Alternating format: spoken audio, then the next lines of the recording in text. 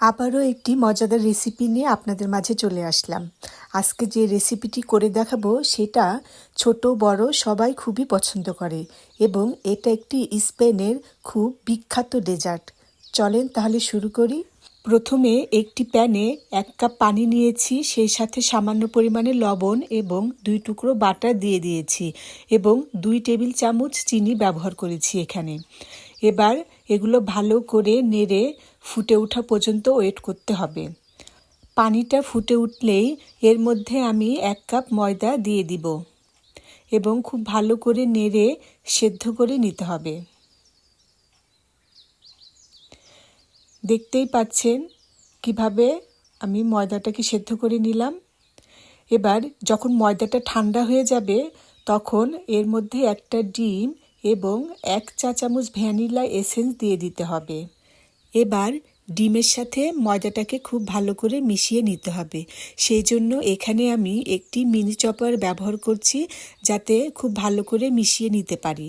এটা অবশ্য স্প্যাচুলা দিয়েও করা যাবে, কিন্তু টাইম বেশি লাগবে, এজন্যে আমি এখানে মিনি চপার দিয়ে ভালো করে মিশিয়ে নিচ্ছি। ডিমের সাথে ময়দাটা খুব ভালো করে মেশানো হয়ে গিয়েছে। এবার আমার যেটা লাগবে সেটা হচ্ছে এমন একটি নজল এবং পাইপিং ব্যাগ, কারণ আমি যেই আইটেমটা বানাবো সেটা হচ্ছে চুরোস। এই চুরোসের জন্য এই পাইপিং ব্যাগ এবং এই নজলটা অবশ্যই লাগবে।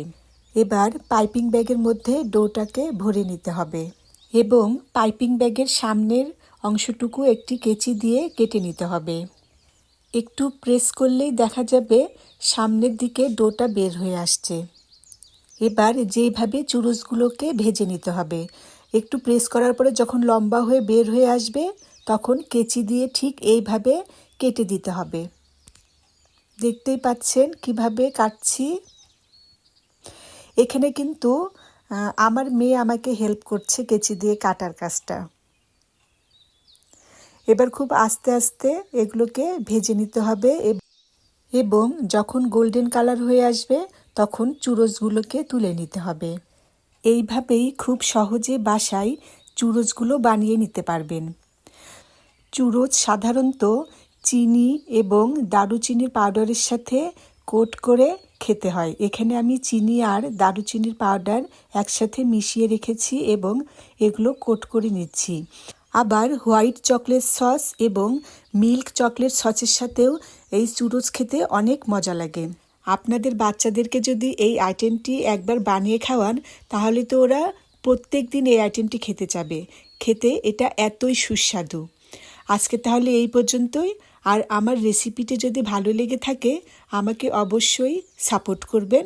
আপনারা ভালো থাকবেন। আসসালামু আলাইকুম।